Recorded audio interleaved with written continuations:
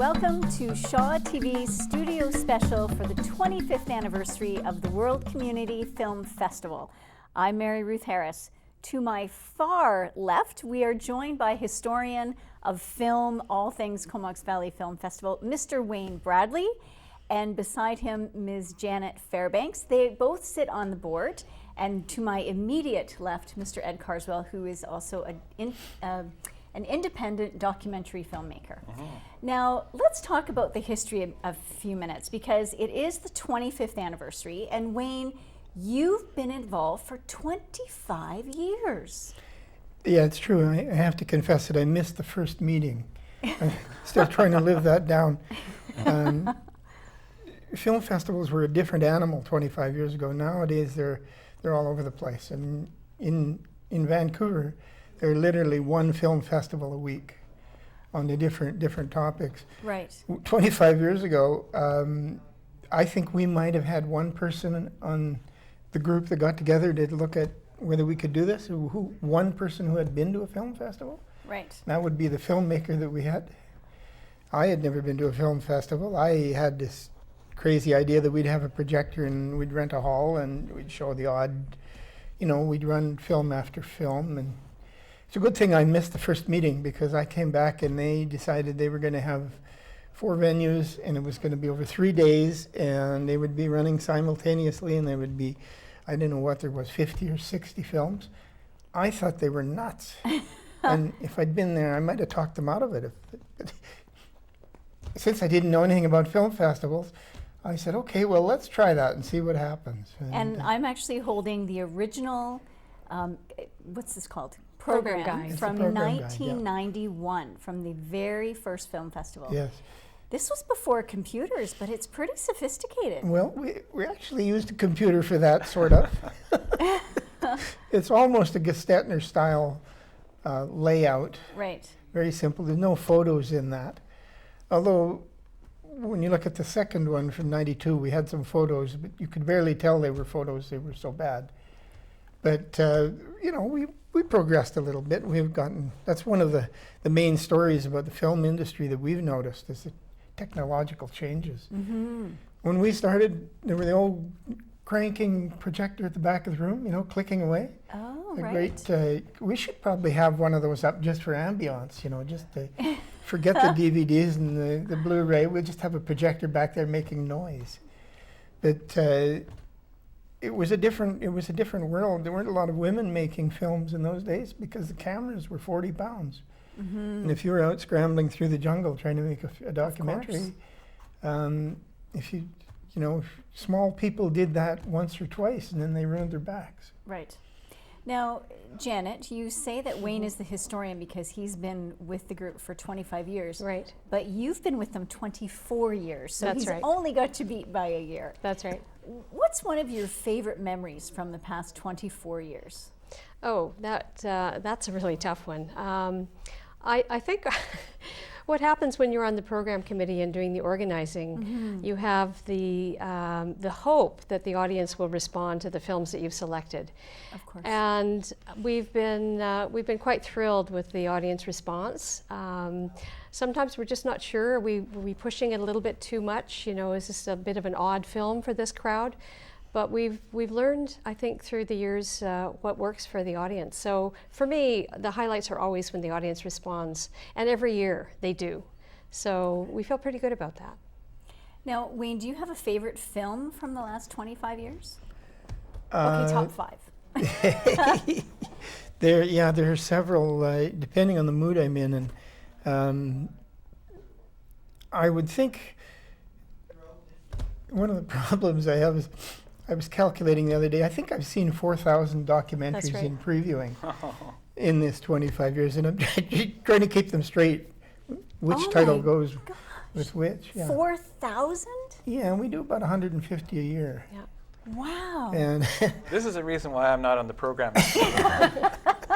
That is extraordinary. That is truly extraordinary. one of the, I've got it now, I had to throw you off there so that I could remember what the title was. Archaeology of Memory is one that always rings my bell. It's a story of I guess, reconciliation in Chile. Oh, okay. after Pinochet, the dictator, was ousted and a democratic government reinstated, and it's based in music. It focuses on a guy who was a political activist and a musician. Right. An incredibly powerful film. I get, the hair on the back of my neck stands up just thinking about some of the scenes in that. But that's it. You get that every year with some films. Right. And saying what's your favorite film? Well, it's in the moment, really, because there are, especially with the new technology and the way so many more people are involved in filmmaking. There's some astonishing work being done now. Now, you mentioned the change in technology. So 25 years ago, you were using the old crank projectors. And then when did you notice what was the first year that you noticed a shift in the technology and you kind of went, oh, this could be interesting? I couldn't tell you the exact year, but the first major shift was to VHS tapes. Okay. They're history now. And then the shift to the DVDs. The shift from VHS to DVD wasn't our favorite event because DVDs screwed up more than we wanted them to. Oh, really? I had a full head of black hair, and it's only had nothing to do with my age that I've changed. It's when you're up there in front of 500 people watching and the film stops. Oh, no. And if you weren't losing your hair, you tear it out. So We actually had a system because the DVDs originally were so unreliable. Right. 1 in 5 wouldn't work. And we actually had a system where we would have a VHS copy as well as a DVD, start them both at kidding. the same time. So if and when the DVD stopped working, we could switch over to the VHS. And we had to do that 2 or 3 times. Really? But I have to say the DVDs have gotten much, much better. They're way more reliable. Haven't had the technical glitches in the last few years that we did in the early days. And have you gone to Blu-ray now, or is it still just straight up DVD? Probably maybe 5 or 6 of them are Blu-rays this year.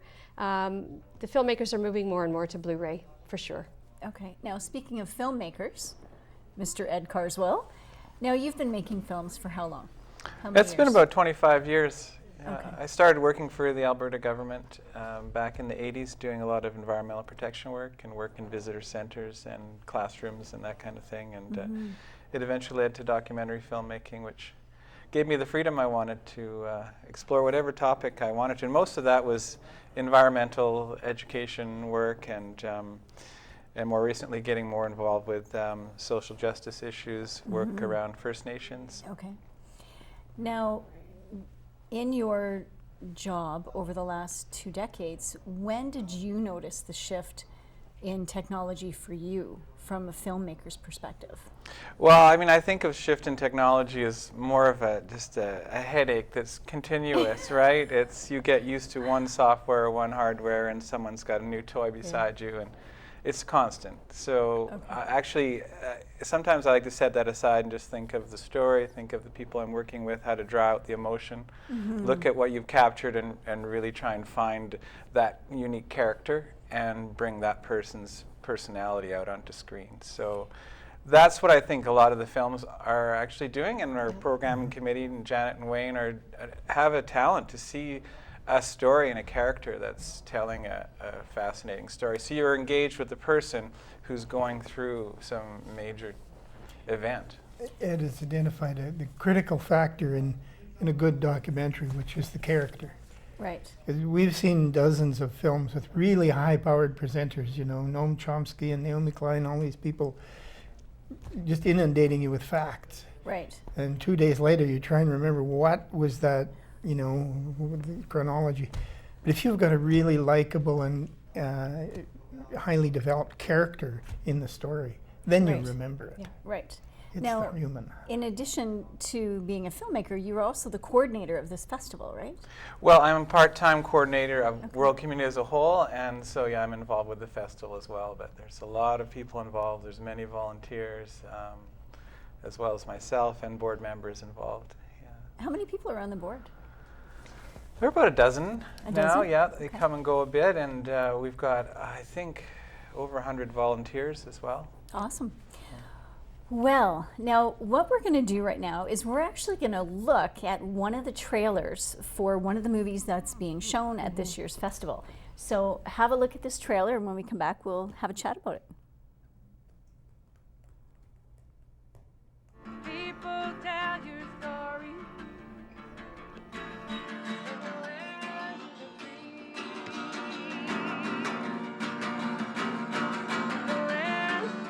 My music as a young child was shaped by churches and the radio.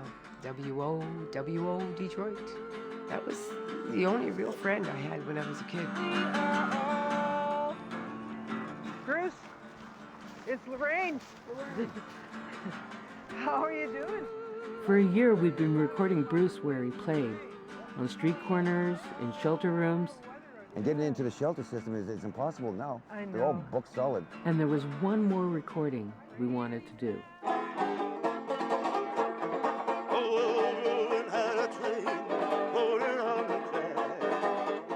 During the Depression era, Alan Lomax and his father John famously recorded folk music across America. In a way, they became an inspiration for this film. If you told me that a month from now I would know your name, you would be insane, yeah.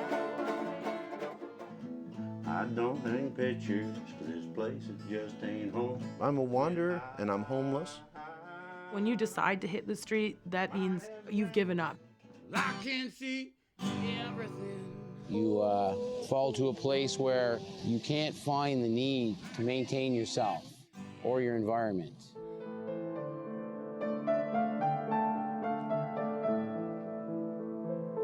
Once I found myself out there, I found it was really hard to panhandle. I wasn't making any money, I wasn't eating. So I just picked up a guitar.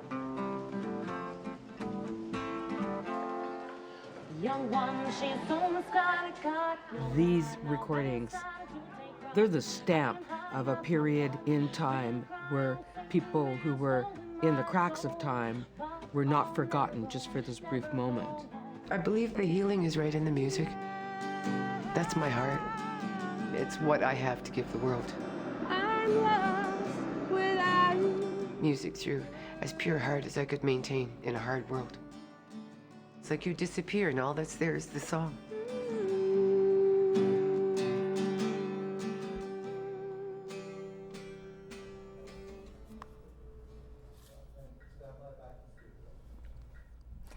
That is Lowdown Tracks, and that's going to be one of the films shown at the upcoming film festival in the 25th year of the World Community Film Festival in the Comox Valley.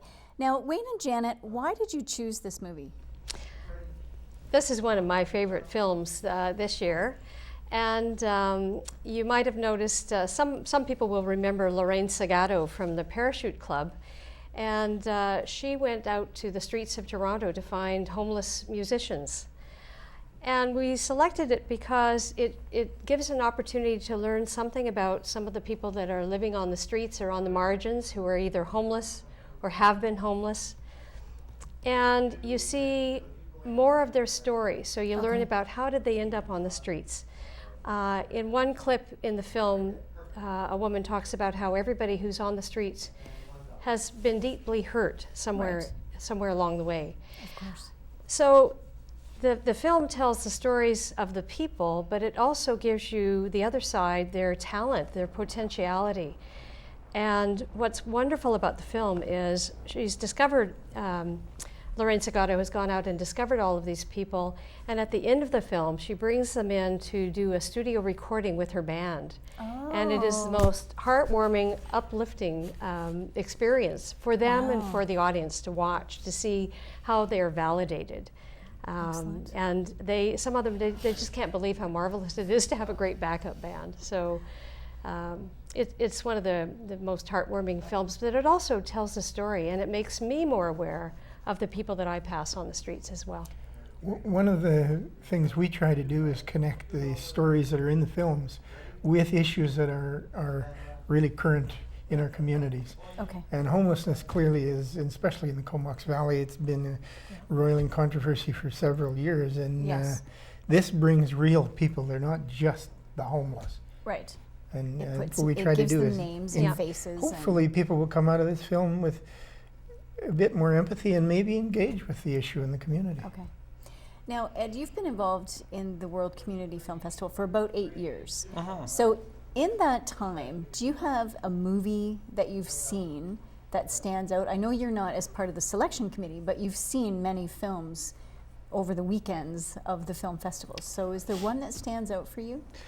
Yeah, I'm trying to think of a specific film, but it's more of a feeling, and I think the feeling that I look for in a film festival is being transported. And so whenever a film, I forget where I am, I'm into the story has built up a sequence of events where I think I'm in that place and totally engaged. We all experience that. But that, and well, I can think back to, I guess it was 2 years ago, where there was a film about reconciliation in Uganda, I believe it was. And it ended up that the same people involved with this reconciliation process started up the first ice cream shop. And that was Uganda, wasn't it? Rwanda. Rwanda. Oh. And what was the name of that one? Sweet Dreams. Sweet Dreams. And I remember being touched by the film in that way I'm talking about, but also hearing the laughter of people in the audience around me. And they were all getting it too, and they were all engaged. So when you feel like you're getting totally into a film and the rest of the audience is as well, it's really something you can't have at home, right? And that's the beauty of going to a film festival, is you get an experience that you can't at home with your private viewing, really. Right.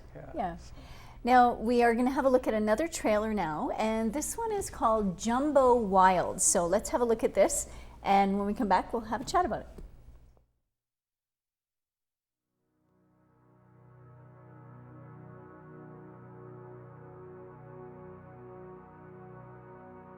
The idea of the wild is when you can actually walk through a landscape that's without roads, where the sky is not scraped by airplanes but by raptors. You know, a place where the trails are delineated by the footsteps of wildlife, a place where wolf and grizzly bear still exist. The wild is a place where you can be raw before the forces of nature. This is an opportunity, Honorable Speaker, to develop an iconic all-seasons resort. There will be nothing like this in North America. When you go up the gondola to the top of Jumbo Mountain and you look down into Lake of the Hanging Glaciers, I guarantee, Honorable Speaker, people are going to come from around the world.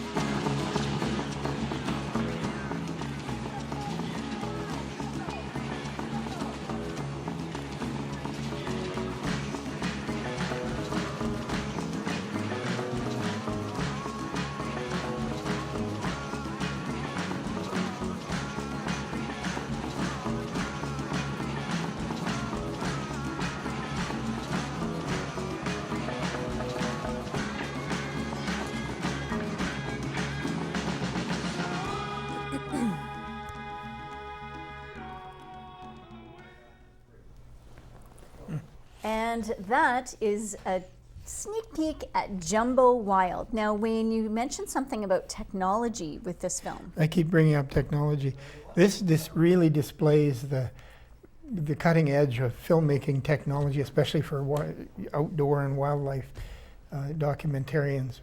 All the shots were done with a drone. It's only been available for, in a serious way for the last 2 or 3 years. Wow. Of course, they've been around for longer, but mostly, those shots would have been done with a $1,500 an hour helicopter, or I don't know how much a helicopter costs. A lot. But now we're seeing in some of these films, the film Haida Gwaii is another one. You get astonishing panoramic views. They're just breathtaking, and they're done with this $2,000 little toy helicopter that runs up there. So drones really have brought a whole new level of engagement, really, to filmmaking. Yeah. Have you used one yet? I haven't. Yeah, I would look forward to doing that. Now, you actually have a film in this festival coming up, February 5th and 6th. That's right. It's called 24-Hour Drum. Okay. And it was shot out in the Sea to Sky area. So there was a district principal of Aboriginal education, Susan Leslie, that hired me to come out there, and we've spent a couple months with about 60 different Indigenous youth. Okay. And they had chosen issues to do spoken word around. And so a professional actor came out from Vancouver, taught them how to do slam poetry and spoken word. Awesome. And they chose issues of racism, Indian residential schools, and missing women. And some of these kids are 14, 15, 16 years old, and you see some of them really getting into the spoken word. They were timid at the beginning, and it just led to some incredible things later when they had enough confidence to get up in front of all the high schools in Whistler and Pemberton and Mount Currie and Squamish, and then go to a national principals conference. Oh, wow. 400 principals from across Canada watched a few of them perform, so they Excellent. were learning to get their message out. That's awesome. Now, I understand your film is not the only First Nations film. There's quite a few. in That's this right. There's sort of middle of the day on Saturday, Upper Native Sons. There's several First Nations related films together. So once you're in that venue, you stick around and see one after another. And it's kind of nice to group the things together that way, especially some of the shorter films, so that you're in amongst the issue and in amongst people that are concerned about similar issues. And then oftentimes after the films, the conversations continue and make some good contacts and for doing some more work down the road together. Now, what are the venues this year? Well, there's the Upper Native Sons Hall as well as the Lower Native Sons. We all know the Sid Williams Theatre in downtown Courtenay, and it's all close together there. And then in the downstairs of the Philbrick Centre is the Rotary Room. Oh, okay. And we've even got films for children in the Lower Sid Awesome. as well on Saturday. Oh, great. Yeah. Now, opening night is at Sid Williams, though, correct? That's right, yeah. And what's the film that's opening Friday night? Our opening film is How to Change the World. Oh. And it's the history of Greenpeace, which was founded in Vancouver in the 1970s. And it's a very rich film, you know, looking at all these larger-than-life characters who just were passionate about the environment. It first started out as an anti-war movement in terms of opposing the nuclear testing that was happening. And that was way back in the 60s, wasn't it? In the 50s. In the 70s is when Greenpeace actually got started. So the film actually looks at that era. Oh, great. But we're really excited that one of the founders, Rex Weiler, will be in attendance for our question and answer after the film. Oh. And having watched the film, we realized that Rex is actually the right person to come because he was the most, seemed to be the most grounded of those people involved in those days. So that's our opening fantastic. night. We try to do a historic perspective on issues in 1 or 2 films every year. Right. And this one is really fascinating because so many, especially us gray hairs, were engaged in the fight against the Amchitka blast or the struggles, you know, the anti-whaling and others that Greenpeace did. I was just shocked at some of the scenes in this thing because here we are, you know, with our visions of Las Vegan folks that wouldn't touch a cigarette to, you know, and there they are all huddled around in their intense little meetings. They're all smoking like chimneys. Things have changed a little bit culturally. Now, I have a question for the two of you because you sit on the board, but you also are the viewing committee. Right. And you have a third person, right? We have four on the committee, actually. Okay. Gordon Darby and Ardith Chambers are also on the committee. Okay. We have some rotation in the committee from year to year, but Gordon Darby and Wayne and I have been on it for quite a long time. Yeah. Now, when do you start watching films for 2017? We never stop, actually. Oh. It's year round. Yeah. It's an addiction. Yeah, as Wayne said, we watch about 150 every year, more or less. Right. And so, yeah, we're already looking at possible films for next year. Oh, wow. So even before, like, when do you finalize your list for a year? We finalize in October. In October, because it takes a while to finalize. Well, that's our wish list. Yes. And then there's the negotiations.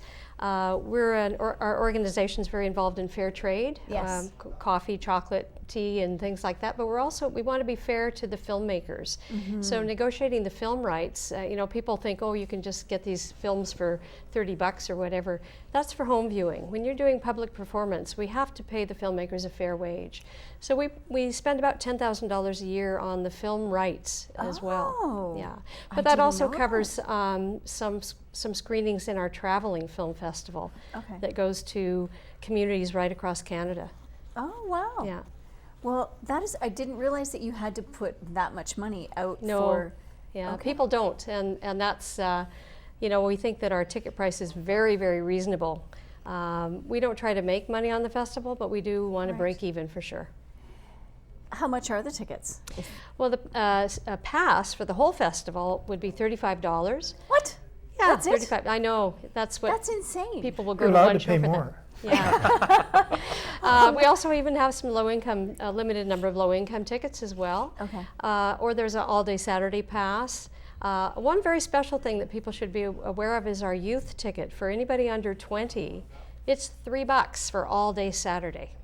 So, and that includes the evening, the closing night. That is crazy. Yeah. Really encouraging young people to Well, come out. yes. That is extraordinary. Now, I just can't get over your pass price. That's $35. That seems outrageous to me that it's that inexpensive. We've kind of spoiled our audience in a way, and partly because all of the work that's gone into the festival for 25 years has been volunteer work. Right. We may have to reconsider that, in the future as we're getting a little older, and we may need to actually hire some people to do some of this work. So, we try to keep it reasonable and affordable to ensure that we have enough people attending. And what helps us with that ticket price is our sponsors as well. Okay. So I have to give a shout out to the Campbell River Courtenay and District Labor Council, who've given us $1,000 every year for 25 years. Great. So That's those are the amazing. things that help us, that subsidize some of those low-income tickets and things like that. And other sponsors as well. Maybe we'll invite you to come for our festival analysis and make a presentation on ticket price. Well, I'd be pleased to. Now, how many sit on the board in general? About 12. 12. And then do you also have volunteers that come forward to help year round with looking at some of the films, or that's just the film committee? That's that just looks the at four. The four of you. Yeah. Wow. We get recommendations, mind you, from lots of people, so Sure. we're always open to recommendations. And do you we need check them out. volunteers for the film festival itself? Yes. Okay. We- Do you need some for this year? I think we're pretty well set this year. Okay. We've got, with the ushers and the projectionists and people that work in the Social Justice Bazaar, which we haven't talked about, but Oh, yes, very quickly. Yeah, because let we're, Ed we're talk about that running one. short on time. Okay, talk about that. Yeah, the Social Justice Bazaar is a chance to interact with people that you've met throughout the festival. You can actually attend. It's in the Upper Philburg. Whether or not you're coming to the festival as a ticket holder or not, you can get into the bazaar, go to the tables, to meet people from the nonprofit groups, and it's a chance to engage in the issues that is the biggest thing about the festival, is trying to engage people on these social justice, environmental issues. And that's on the Saturday, take right? action. It's Yeah, just Saturday. And it's all day, like 9:30 to 3:30. 9:30, 3:30. and a great okay. place to buy food. Yes. Good, affordable, quick service food, so that people can stay at the festival and grab a quick bite and then go watch more films. We also have a banquet Saturday night, limited number, 130 tickets for a vegetarian Thai dinner, which is quite a wonderful event too. Oh, and is that a fundraiser as well? That's $20. 20 Another bucks. cheap deal. Another cheap All-inclusive dinner, yeah. And but Yeah. does that help with your funds does, as well? yeah. Okay. All right, great. And does that usually sell out? Because I'm thinking that sounds really good. It has many, many times, yeah. All right. Well, we need to wrap up this special Shaw TV studio show where we've been chatting with historian Mr. Wayne Bradley from the Comox Valley from the World Community Film Festival, and Janet Fairbanks and Mr. Ed Carswell. Thank you so much for joining us today. Thank It's you. been an absolute pleasure to have you here. Thank you. Thanks a lot. Thank you. And everybody else, please go to the Comox Valley International Film Festival February 5th and 6th down in the Comox Valley.